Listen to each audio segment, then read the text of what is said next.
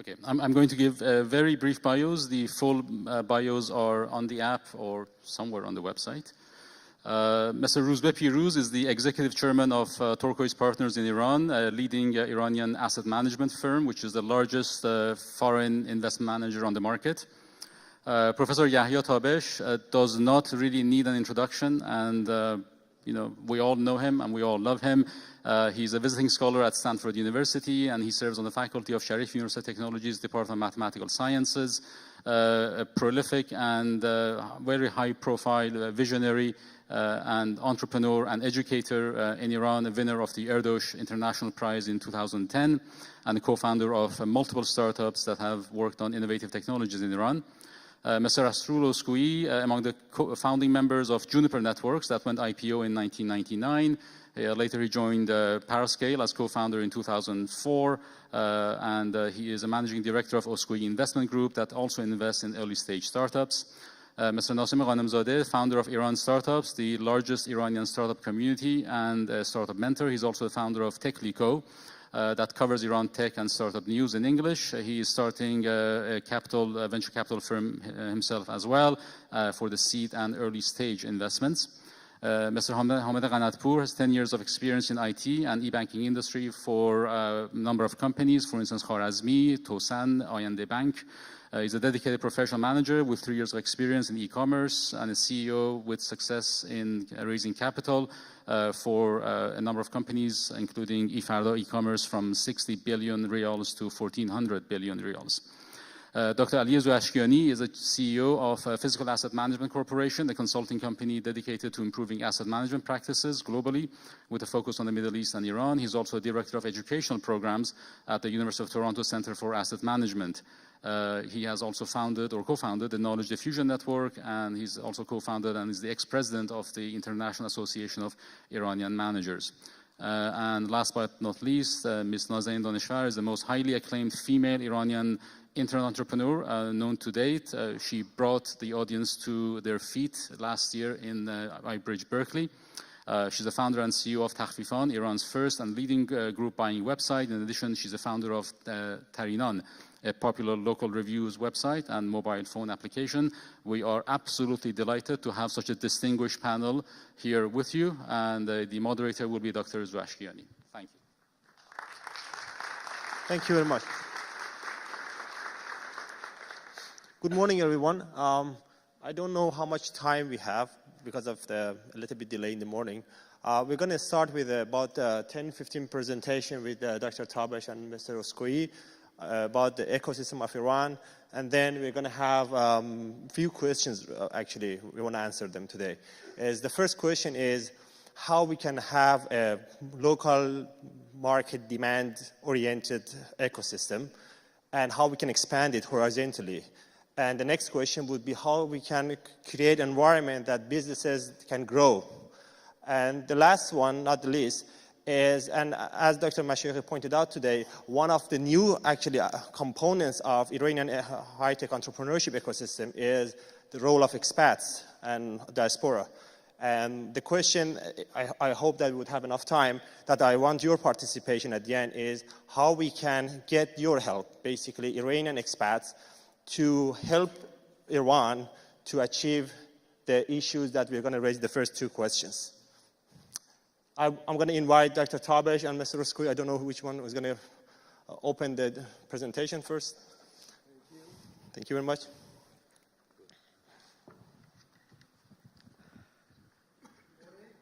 It's a great pleasure and honor to be here among the distinguished panels here and the audience, Iranians from all over the world. And there's so much energy that, especially the last few days, but more than that, the energy is standing here right next to me. Dr. Tabesh, that needs no introduction. I've been inspired on the works he's done, his entire career life, being in Iran and being abroad, and the support and inspiration he's given to children of Iran, whether in Iran or outside of the Iran. We have seen there's a lot of products, innovations out there. We talk about the problems, issues, but we have a good demonstrations and validation that the talent is there and the world is enjoying of that talent. So we are here basically to say that it's about time for us to leverage that talents we have inside the country as well. So I want to first acknowledge Dr. Tabesh and thank him again and being the inspiration behind the first woman of Nobel Prize in the world. Thank you.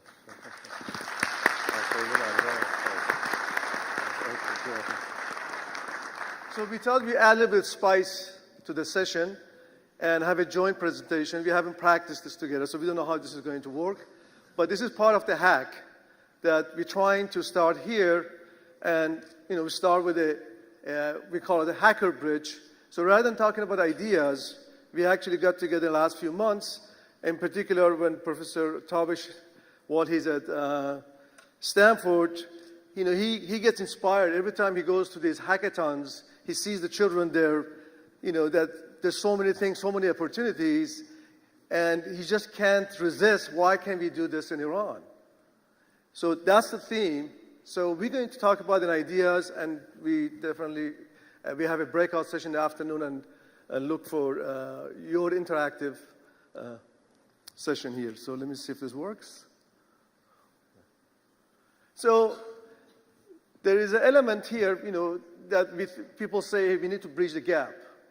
We actually argue the gap has been filled, and that was the internet. That's the digital economy that has enabled the developing countries or undeveloped countries as well to catch up, and through the benefits of the digital economy that is there. So the thing that there's two elements to that. The first element on the consumption part, everybody's enjoying. In terms of businesses and consumers, in particular, the consumers are the beneficiaries of digital economy. They get the convenience, everything at lower cost, and to a certain level, in certain countries, maybe not as much in Iran, the businesses are enjoying, on the productivity tools to scale, grow, and be competitive. But what separates the borders from each other is the second element. It is the innovation and job creation. So we don't want to be just the consumers. We want to take advantage of the talents. And the interesting part is, the second part is very much uniquely applies to Iran, because it has all the ingredients to enable that innovation and to solve a problem. Everything Dr. Mashayikh talked about, I didn't look at it as a problem. It was a problem, but it's an opportunity. It's a golden opportunity. We have a lot of problems to solve. I mean, the rest of the world is waiting for these sanctions to go away and to come invest in Iran, to take leverage of talents of Iran, create design houses, something that has been demonstrated, of course, in China and India. And it's about time that we participate on that. So youth is our asset. So when, not oil, that's the asset we have here. One thing that Iran has mastered it. We had a good filter system to filter the smartest students through the Concord, through the education system we have. So we do have the smart people, but we don't have the ecosystem. The second element is the private sectors and entrepreneurship that is the element for success to bring the countries to the basically same level as others. So this is our, so I'm going to turn to Yahya John to tell us where we are today. Okay, thank you very much, Rasoul. We would like to present an idea for finding the solution. We all, Dr. Mashayikh told Rasoul John mentioned, we know all we have some resources, human resources, and what's the situation over there? How we can find a true result to use this energy for development.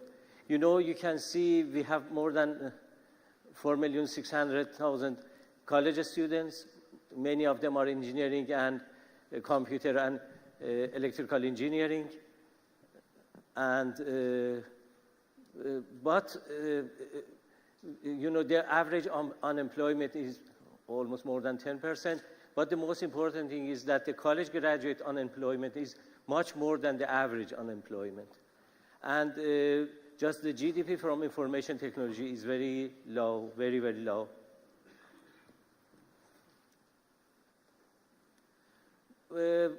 in meantime, we are facing many challenging problems. Environmental issues such as water supply, pollution, inefficient using of energy, productivity, process, teamwork. Dr. Mashaki mentioned all of these. Unemployment and especially among the college graduates are really some crisis over in the country. And also the obstacles Dr. Mashaki mentioned very well.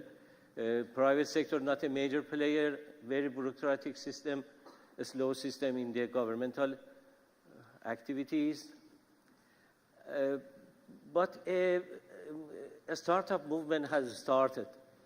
We can see this energetic, young, eager Iranian youth startup founders here, that how they are looking for the future, how they are motivated to change everything over there.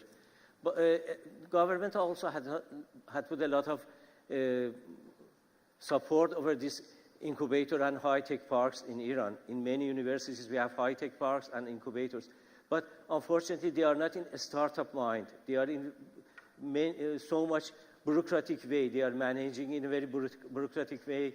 So we cannot see true outcome out of them. Private incubators also has started, but very limited they have started. A lot of startup companies have started, but many copycats you can see among these young talented that are in the Pole Festival in Iran, Bridge Festival in Iran. You cannot easily find a new innovation, great idea. Most of them are copycat from what is going on to the world. So what are the needs? I mean, most of these has been discussed. I mean, need to further elaborate on those. How the digital economy doesn't start from top down, from big companies, big corporations. It starts with innovative ideas, with entrepreneurs. But all that needs an ecosystem, and that's why we're here. For that ecosystem to be able to enable successful startup, we have to enrich the ecosystem. Startup companies, and the other way is for us to create jobs. One part of the startup element is when you enable that, having so many number of startups and ideas. Sorry.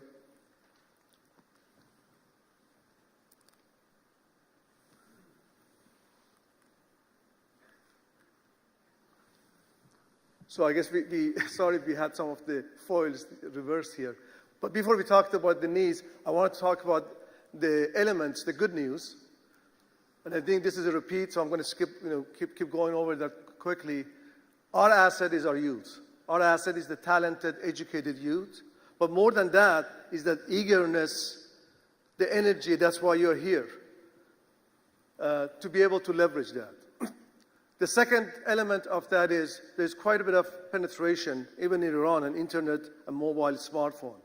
Now, that doesn't necessarily mean to go and say, let's go and rushly copy all the apps and build apps for the mobile. But those are just the tools. The appetite for investment is very high, in particular coming from outside.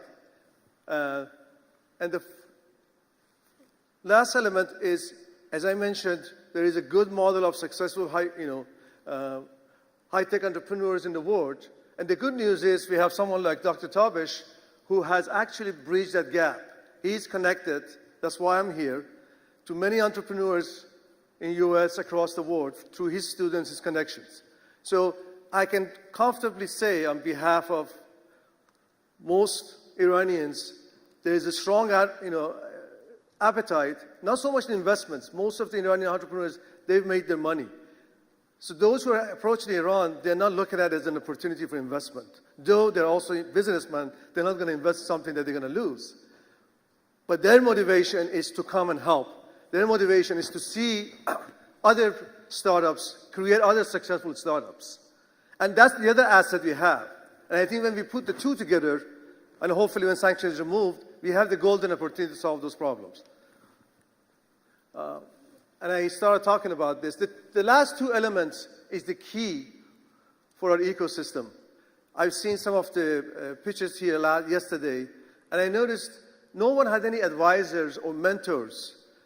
There was a lot of energy, companies basically doing ideas, but there's no thinking behind it. So, is there a market for this? Why am I doing this? Is this just something that I had the pain, I saw the pain, or is this just something that I'm trying to copy and see how it works here? The motivation for entrepreneur is not to make money. The motivation, the definition of entrepreneur is that he sees a problem and he wants to solve that problem. And that's what basically we need to make sure that it exists.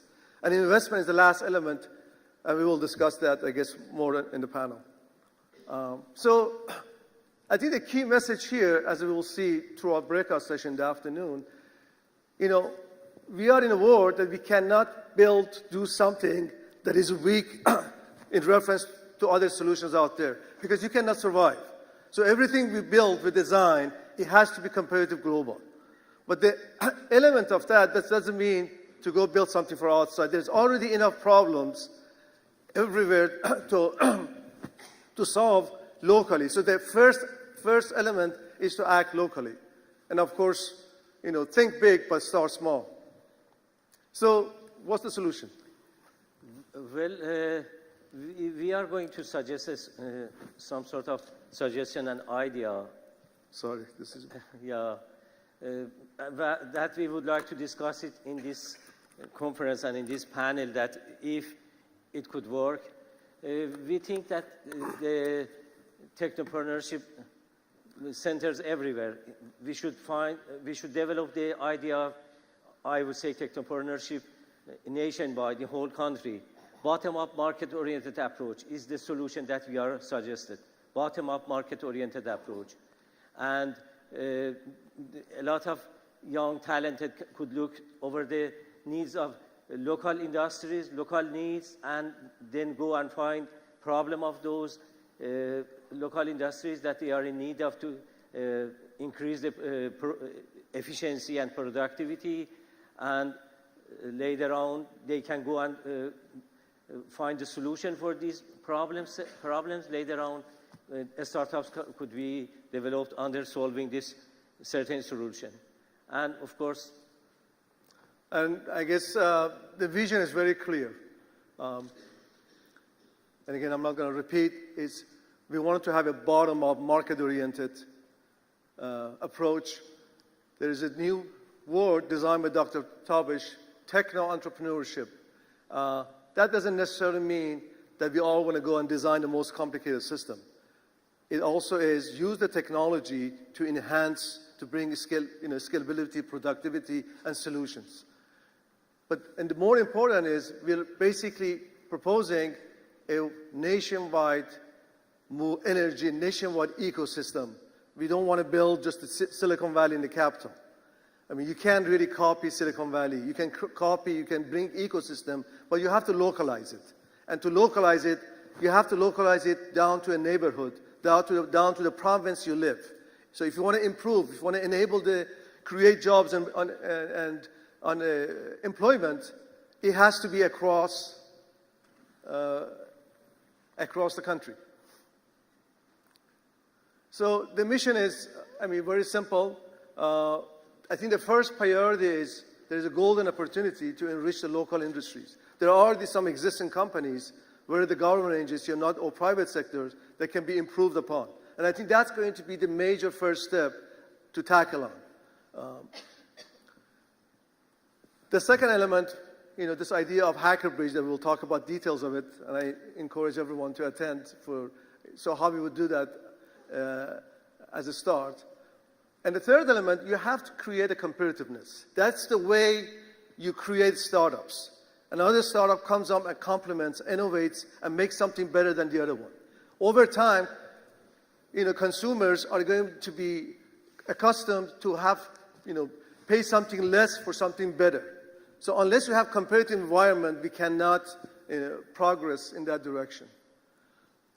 Last element is very important, is a key, which is something that we are not taught, is idea of entrepreneurship, idea of teaching the students. So when there is a problem, how do you go about, teach them how do you go about solving the problem on your own?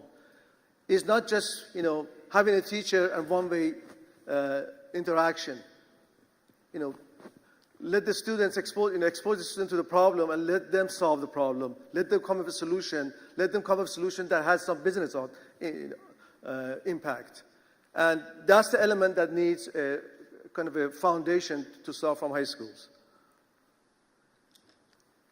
Okay, and we just have an evidence of the bottom-up market-oriented approach that we are mentioning. We have a group here that they have worked on a certain problem in the local industry in Abyek Qazvin. There are a lot of farms for mushroom production farms over there. They are in need of certain control over the systems. They couldn't have any solution. They cannot buy any foreign solution. There is no solution that could find a solution for them. So this is an example of bottom-up market-oriented approach.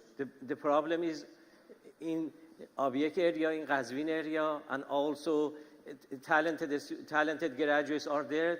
They found the problem. They have a solution for this problem, and also they can create a company to bring this solution to the consumers in the mushroom farms.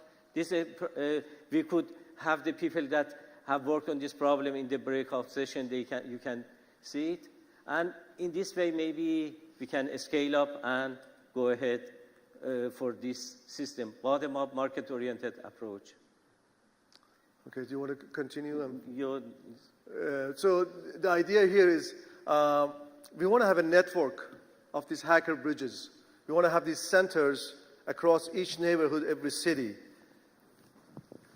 Not, basically a garage type, small square foot built, places where it brings the entrepreneurs, where it brings the investors, where it brings the mentor advisors, specifically to each neighborhood, specifically to each local talents. And again, for the sake of time, I'm told to skip. We're going to talk about a lot of this in the afternoon. I think we have a good great panel here. So in the spirit of that, see you in the afternoon at 2 o'clock. Thank you.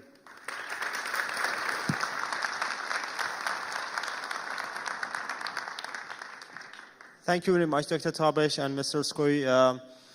I was thinking that maybe the first two questions, they are kind of interconnected. Whether if a business in bottom up, maybe the chance of sustaining and staying in the market and maybe growing might be different than the businesses that are not organic. I'm going to pose both questions at the same time to the panel members. And I'll start with Hamid. And if you have comments, you can add. If you don't have, you can pass. And then we go around, and then we go for the next and final question, which we would get help from your audience as well. Sorry. Can you hear me? Hello? Yeah. Good morning, ladies and gentlemen. Because of time, I just focus on 2 components and 2 players. I think one of the players in this ecosystem is the consumers. Because of the Iranian culture, Iranians like to be at the edge of technology. If a device launched today, tomorrow you can buy it from Iran markets. Iranians like to be edge of technology, and I think this is one of the potential to developing better this ecosystem. Another component, a player, I think is entrepreneur, who the young people, as mentioned, Dr. Tabesh and Dr. Mashayikhi, these young people, these young guys, who belong to Y generation. As you may know, the Y generation, everyone born between 1980 to 2000. They have more than 15 years old to 35 years old. I think they can change this ecosystem. Iranian talented belongs to this generation. In the world, such as Mark Zuckerberg, and in the Iran, such as Mr. Hessam Armandehi, such as Hamid and Saeed Mohammadi, such as Nazanin Daneshvar, and all of you. I think these are two important players in this ecosystem. Thank you very much. Roozbeh, I think you have a lot to say on this topic. Well, I don't know about that, but I was just thinking that if you allow me to be a little bit politically incorrect here, that, you know, I think we have a lot of theory on these issues, and we don't have enough practice. And I think the practice, while academic and not-for-profit ideas and projects are worthwhile, I think by definition, the impact that they can have and the scalability that they can have is more limited. And I think that what we should really be driving for is just to put into practice vehicles and mechanisms that will allow people to start investing in the country, particularly in the high-tech space. And that itself is the greatest engine for growth and change. I mean, you know, we've been talking here a lot about, for example, Digicolor, which is the leading e-commerce company in Iran. He mentioned the Mohammadi brothers. You know, we had the privilege of being involved with the venture capital fund that funded Digicolor and that's allowed it to, you know, to do a lot of what it's been able to do. You know, none of that would have happened if the money hadn't been there. Now, that fund had challenges. We don't have regulations for fund structures in Iran, you know, GP, LP, this type of fund structure. But we went ahead, we found solutions. We set it up as a company. We raised 25 billion tomans for it, and it's invested in Digicolor, in Cafe Bazaar, and a lot of internet companies in Iran. And that's really been the differentiator. So I think that we should shift a little bit from trying to understand these things, talking about these things, you know, problem identification, if you like, because we've done a lot of that both inside Iran and outside of Iran. I think in theory we know what needs to be done. And I think the key thing now is action, it's practice, and I think one of the main objectives of this gathering, and the people here assembled are well positioned to do that, is to actually act. You know, let's set up funds that invest in Iran. Let's set up VC funds. Let's set up private equity funds. Iranians can do that. Expat Iranians can do that. People within the country can structure them, can find the management teams. People outside the country can fund them. I think that is the one thing that can really be a catalyst for change, and that's what we should be focusing on. Thank you very much. Forgive me for being a bit blunt. No, that's very true. But so if I summarize, what you're suggesting is that, you know, take the action, put your money down, and come to Iran. And there are many things already in place that that money can grow. I'm saying let us create for-profit vehicles that invest in the tech sector in Iran. This itself is the greatest catalyst for change. And let's give the opportunity to people outside of Iran, Iranians and non-Iranians, to invest in them and to participate in them. And why do you think it's not happening yet? So I want you to point out to the main obstacle that you see at the moment. Well, I think as I mentioned, I think it requires a little bit of creativity and flexibility. So, for example, when we were working on Saravah, as I mentioned, the typical GP-LP structure that you have for a venture capital fund or a private equity fund globally, we simply do not have the regulations for that in Iran. So if we wanted to be very dogmatic about it, we couldn't do it. But we set up a company and we gave the management team some equity in the company and an earn-out of equity in the company. So there are solutions for that. So I think it requires a little bit of flexibility.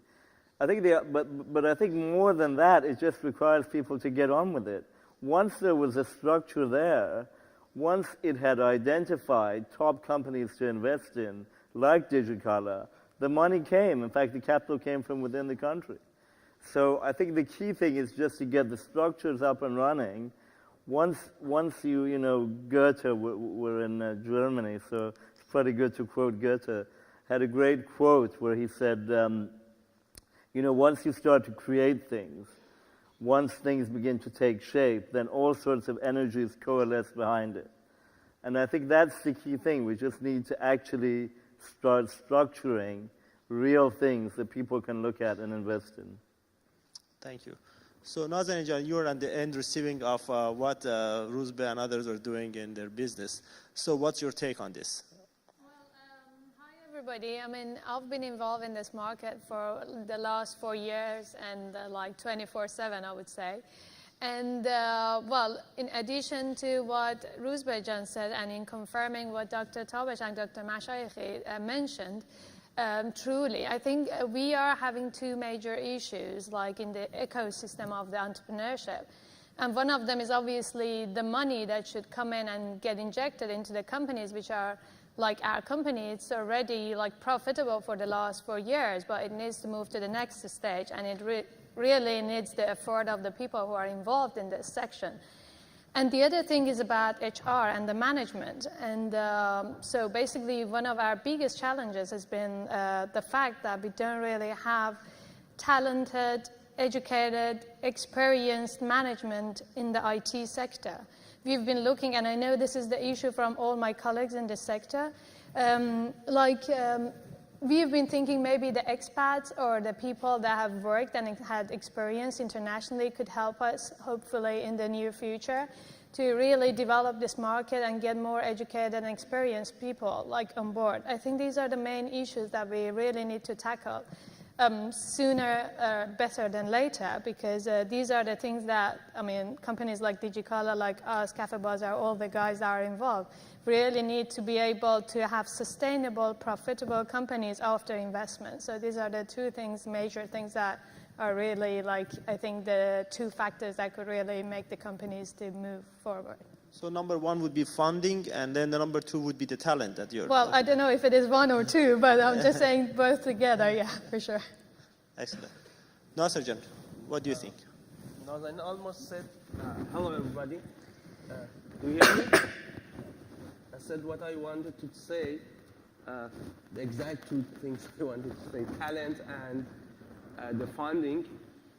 Let me start with the funding. The biggest challenge in funding in Iran is earlier stage. We have later stage company funds because at that stage the company is stable and established and everyone wants to invest. But we need lots of. Okay.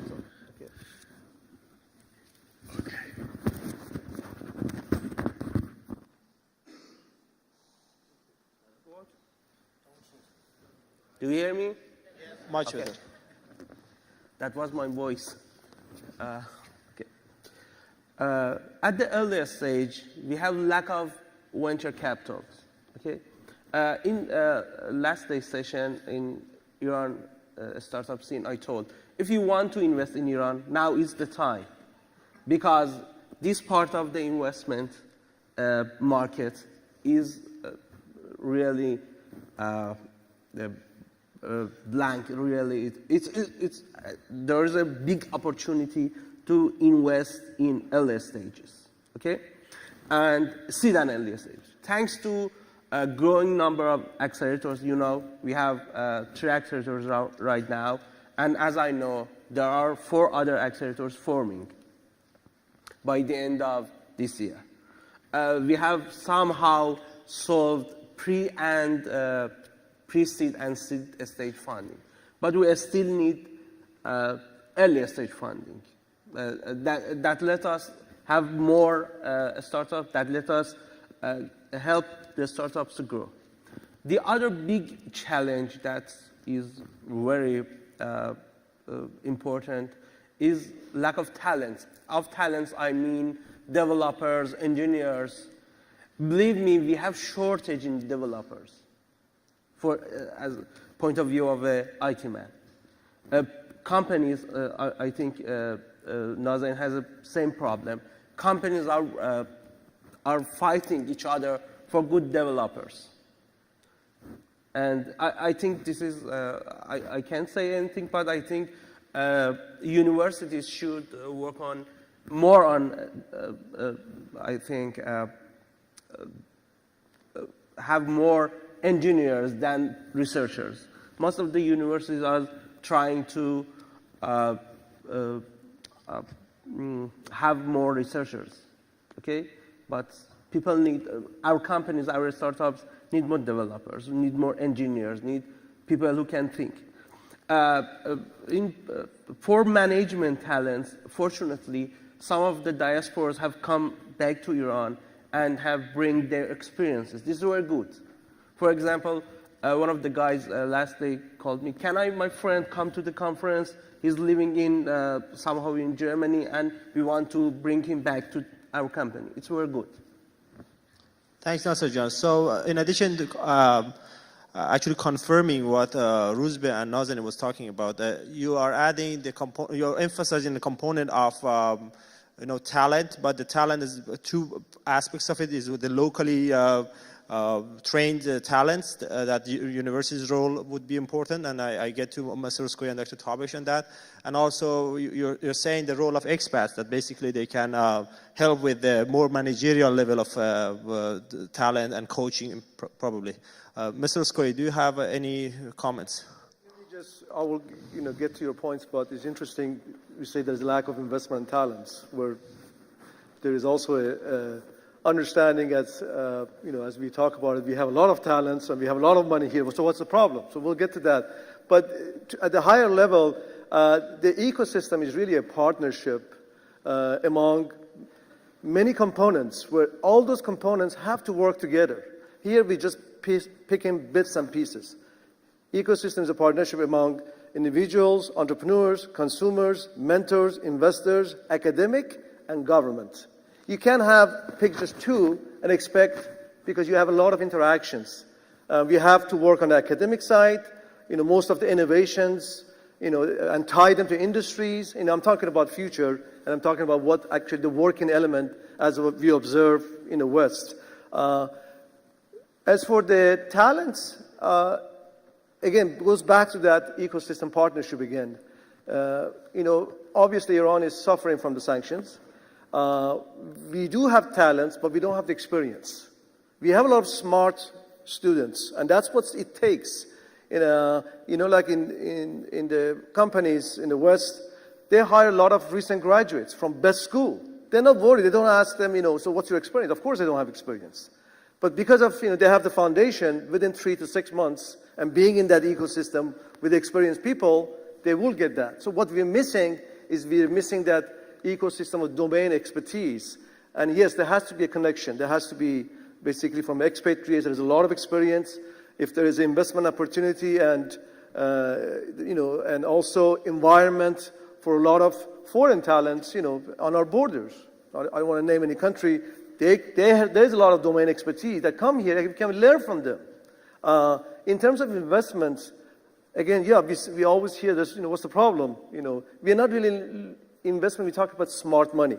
Most of the investment at the seed investment in the West is not a merchant businessman. The people who invest are actually the entrepreneurs who have been successful, who have made money. They invest in those, not so much to, of course, they want to make money, but that's their passion. They want to see a lot of, they have been through that. They have seen the pain and what it takes to start up a company. So what drives them is to be engaged with those companies, to help them to be hands-on, at the same time, to see that their money also goes the right way. And I think that's the missing part in terms of the investment. So we need smart money. To have smart money, we need smart entrepreneurs and with expatriates and the opportunity for foreign investments. Before I go to Dr. Tabesh, I think Roozbeh wanted to have a quick reaction, basically, to what you're saying. Yeah, just to come back on this point, you said we have money and we have people and we have opportunities, obviously. So what's missing? I think what's missing is the bridge, aptly enough, for this conference. And the bridge is really to have vehicles, credible vehicles, that people can invest in. And that's actually, I think, one thing that this particular group, many of whom have global expertise, can really contribute.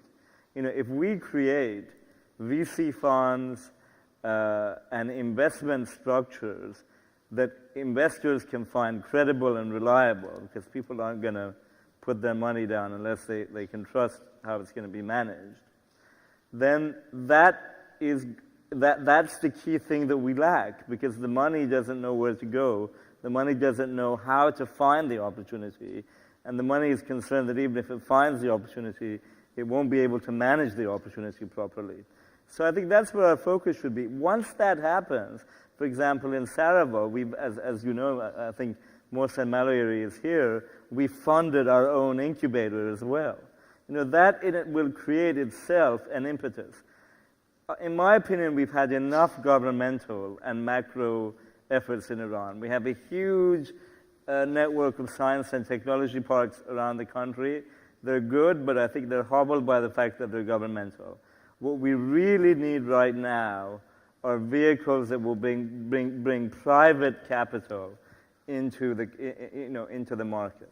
And if I understood correctly, one of those, that vehicle basically is programs such as this. So you can communicate the reputation of the companies inside Iran to those outside. So that would be a facilitator to basically transfer money and talents. I think the best result that this conference could have, in my opinion, is if 2 or 3 venture capital funds came out of it, managed by some people here who are credible and funded by people here who have the means to do it.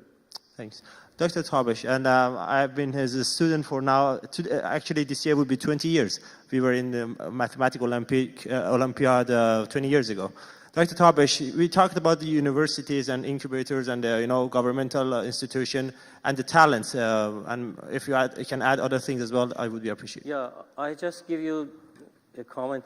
I believe we have a lot of college graduates in computer science, programming, but they are not trained. They are just college graduates. They are not hands-on. We are in need of a system to bring them be hands-on and be in the market to have experience about. The training program is needed. University can go and do their own research and innovation. But this vast, I would say, a lot of college graduates are around the country, but they are not so hands-on. They need some complementary training session to be hands-on. And for the funding, Rasoul John mentioned, and also Roozbeh John mentioned, that we are in need of smart money for the projects, for the startup companies. I have a suggestion. Let us start with a very practical way. My suggestion is that Cafe Bazaar, Hesam, come and invest in this mushroom project. Let us make a successful story, then we can go to the next step. My suggestion is that Cafe Bazaar come and invest in this mushroom project in Abyek. Excellent. Hamajan, do you have any? Any complimentary comments or? We want to hear from the audience. what do you see the role of expats, Iranian expats? How do you think you can help, and what are the obstacles you see in contributing to this ecosystem? So let's go with the gentleman over there. Yes, can you? You hear me? Yes. My name is Amir Azimi, and I have a question from Ms. Daneshvar. So obviously, you're one of the huge success stories rising from emerging startup scene in Iran. And I assume it was a big plus for you to work in UK and Germany and learn the methodologies, tools, and know-hows of how to run startups and what to do and what not to do. I wanted to ask, what are you doing personally to share that knowledge with the people? Because what I'm hearing is that a lot of problem with the talent acquisition in Iran, and okay, people haven't had that experience before. So how are you personally doing it, basically transferring this knowledge across inside your company and also outside to the rest? Right, thank you very much. And that is exactly one of the reasons that I actually moved back 4 years ago, because I saw the issue. Because when I was working in Iran, I was literally in all the companies, I was the only IT woman working in the whole team of the men. So I was constantly annoyed by my manager, my colleagues, etc. And when I went back, there was no signs of any startup ecosystem, and it has just appeared in the last couple of years. So, the guys that are here from the startup community, including Nasser, Mohsen, everybody, they know that from the first day that I've moved back, I've been constantly in all the startup events, in all the mentorship, in all the conferences about entrepreneurship, like just out of my own personal interest, and I've tried all my best to just really give the people the chance to understand what's going on. We even had free tours for the people to come into our office to sit down. I'm not personally into internship, but we got people over so they could have actually worked with our team to see what we are doing, how we are trying to solve the issues.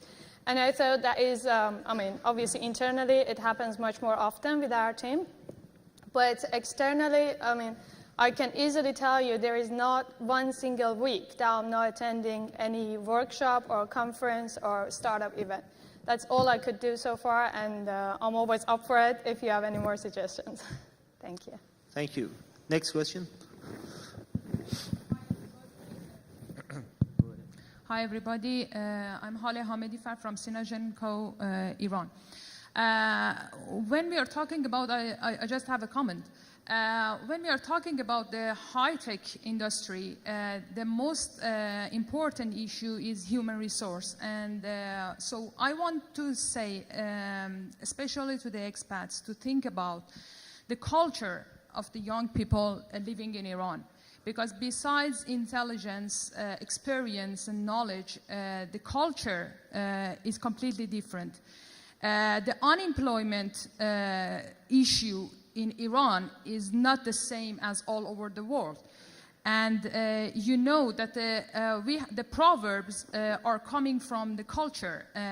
Excuse me to say that, but we have a proverb in Iran that says that the working is for the donkey. So by this proverb, you should know that in what environment we are dealing with people, and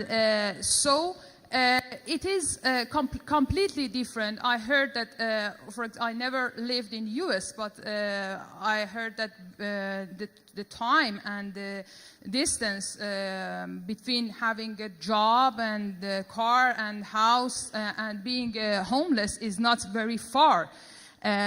So keeping the job is very important, but really in Iran, when you are dealing with the youth, it is not like this. Thank you for your time. Thanks. Payment. Okay. Hello. Yes, hi. They took over from me.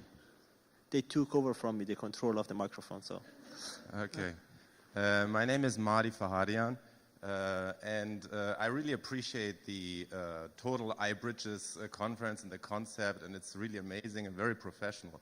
And maybe at this point also everybody can give a hand for that. I really, really appreciate that. But right after the clapping, I would like to rearrange my comment here in the sense that this is iBRIDGES. This is not like, let's meet and talk about startup problems in Iran. So when the things that you mentioned, like we have problems with talent, we have problems with, governmental issues and so on, this would be the topic for a meeting in Iran itself. But the people here who come from all over the world, they probably cannot change so much about how you deal with your local incubator and so on. I think the most important thing is, and I allow myself here to speak on behalf of that, is that iBRIDGES is about the people that want to do something good for Iran. And I agree with Mr. Roozbeh in that regard, that mentioning that graph that Professor Tabesh also shown with all the interactive relationship, like how the money can provide the business process, okay, all these flashes, I think the only way that we can encourage this actually is really to inject the money from outside. I really don't see anything else. Why? Not why, but I personally, I was born and raised in Germany. I have my PhD in Iranian economics from Germany, and I have an MBA from the United States. 10 years ago, I went to Iran. This is where I live now. I fly back and forth between Hamburg, Dubai, America, and Iran. And still after today, and I think people have the impression that I know a lot about Iran because I have a business there. But I still don't know, and I mentioned that again and again, and I want everybody to hear that. I really still don't know how and I'm talking about me having accounts there and knowing everybody. I know Mr. Ghanemzadeh and so on. I still don't know how to easily put my money into some account, some object, some company. So I think if the people from iBRIDGES come back to the meaning of this conference, it's iBRIDGES, okay? So you have people on both sides of the bridge. What can we do? How can I help to Mrs. Daneshvar finding developers? If you go to Silicon Valley, they say the same things there. We need more developers, we need more this and that. But this iBRIDGES, the only and major impact that it can have is really how to bring the money there. And in that regard, I fully agree with Mr. Pirouz that I think the real actual outcome, the real progress that we can have is really if we have, let's say, 2-3 VCs, if we can have a hackathon and we can have a 2-day hackathon, and at the end we will have a B2B crowdfunding tool that lets everybody here swipe their credit cards kind of thing. Maybe I'm too illusionary about that, but we're talking about micro, and it of course goes up to the macro level. And in regard to the bigger investors, we also have some people, I think here probably, I assume in the first row, some VCs or people with lots of VC experience from America. But I really ask them, and I ask the other people to ask them, that at the end of the conference, did they really invest in Iran? Will they really invest in Iran? Do they have the tools to invest in Iran? So both on a macro level and on the micro level, I think the real way that we can measure and evaluate and take something from this iBRIDGES conference is that we can say, look, we have transferred whatever, $5 million to Iran. And that will automatically improve all the other things that you mentioned. Thank you very much. Thank you very much. You have a comment? Yes. Okay, go. Let me just comment, and I think it's a question for the panel as well. We make a distinction between transfer of money from outside to Iran, which is prohibited under the current sanctions regime, and this other distinction in terms of money raised inside Iran from local sources.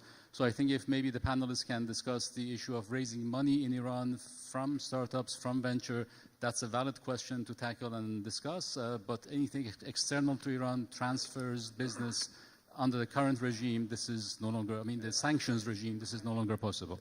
Just to clarify that, I think that okay, we are operating under, No, I think that's actually not I think that's an overgeneralization. U.S. Citizens and entities are barred. Yes, Europeans can transfer money to Iran. even through exchange bureaus, but according to regulations set up by the European Union and European treasuries. So as long as they get consent for it, which is not particularly hard to do, they can transfer funds to Iran. I think the previous point was a very, very good one, not just because he agreed with me, but there is no doubt that one of the greatest assets we have as a country, and we've talked about that here, is our diaspora. There is also no doubt that some of the most successful countries in the world have propelled their development through leveraging their diasporas. India is a very good example, there are others.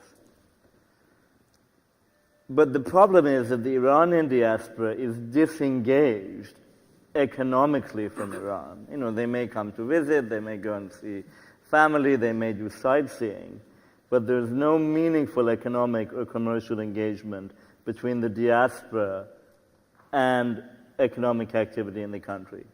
And I think the problem there, besides the US sanctions, which are obviously a huge obstacle, which will hopefully be rectified, is that we don't have vehicles. We haven't built the bridges. When people come and invest, we lack credible mechanisms for them to invest and feel comfortable and confident. And that is the key thing that we need. And I think that if we focus the attention of groups like this on actually overcoming that and resolving that, we will have taken a very big stride. Very good point. I'm going to ask from the audience, look at it from your perspective of an Iranian lives outside of Iran and you want to be engaged, you know, and be within the law. What would be the first obstacle, or the second, and also the second one that you have in front of you? So if you have a view like this, I can, okay. You're not Iranian, but that's okay. Can you bring in the microphone? Okay, so, okay. Okay, good morning. This is Amir Al-Badwi, and I want to take your attention to the situation that we have in economy, and then you look at it at the point of view of ecosystem for startups.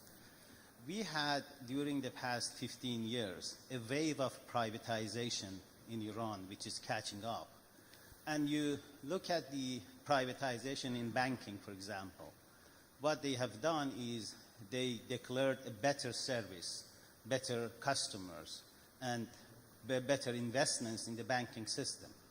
Look at the health system.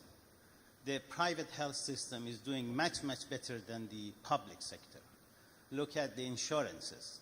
All the private initiatives in Iran proved to be successful in compared to what the public has been doing. One exception is education system.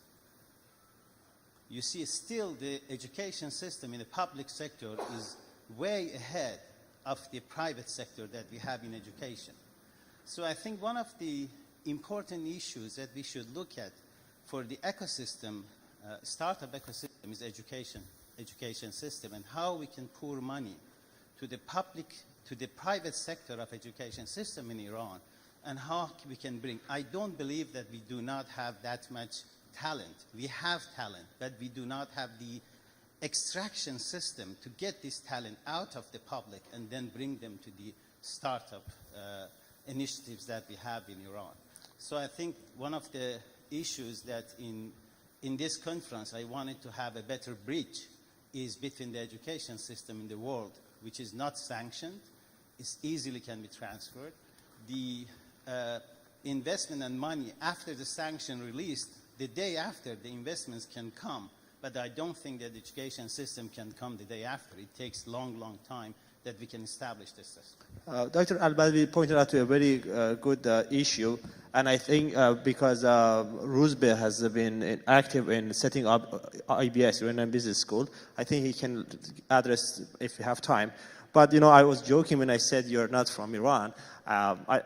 Actually, friends, and his wife of Nazanin, he was a key person actually to having all these people coming from Iran, because he managed it very well to contact with a few others that actually I don't want to name because of the short time, to get the visa. So he was the person from Germany who has been facilitating this visa process, among others that helped from Europe. I think he deserves a round of applause.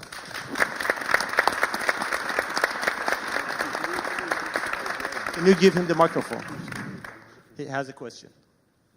This last question, and I think we can get back to a panel member to have minute-long comments. Okay, hello, please. sorry, just a very quick answer actually about the concerns of international investors that are not sanctioned, like Europeans that would like to invest in Iran. I've been contacted by quite a few, and the main concern is actually exactly what Mr. Pirouz has said, that there is no good vehicle for it. They want to have investor protection. They want to understand how their money is protected when they send it to Iran. And if there's no clear understanding of how Iranian companies work, who owns what, how they get their money back, what rights they have, then they don't feel comfortable in investing in the country. So I think a vehicle on the European side would be greatly appreciated. Thank you very much. Thanks. So on the education side, I thought maybe, because you started this Iranian business school, I think now about 9 years ago, and you had some, I think, progress, you faced challenges, and I want to have your opinion on what Dr. Al-Badwi suggested. And then the rest of the panel members, if you have a concluding remarks, that would be very great. Good, thanks. Roozbeh. Well, we have a lot of people who have been very involved with the business school in the front row here, but I think the main idea of it goes exactly to that point, which is that,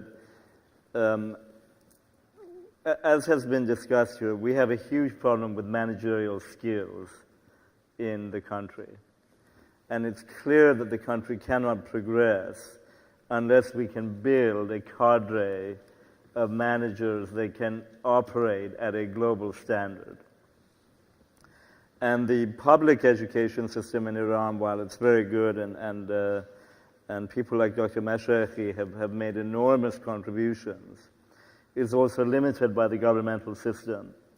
And so the idea of the Iranian Business School is really to create an institution which will develop high-level managers for the country and allow them to access global standard, world-class management education.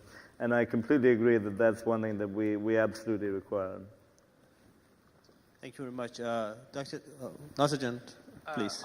Of course, public universities are much better in Iran, but some private ones are doing very well. For example, Qazvin Islamic University, which is frontier of robotics and mechanics, which I meet the chairman, Dr. Zuashkiani, I can't see him from here. Some of them are doing very well. As I just said, QIA, Qazvin University, is doing well. Some others are trying to be better. Some are trying to be more entrepreneurial. I think we just trust them. We just believe them. We just should help them. Okay? All the universities are funded by the government, but private ones have no help, have no. I think we just trust them and help them to be better. Thank you. I think overridden by the system. Okay. I think they deserve a round of applause.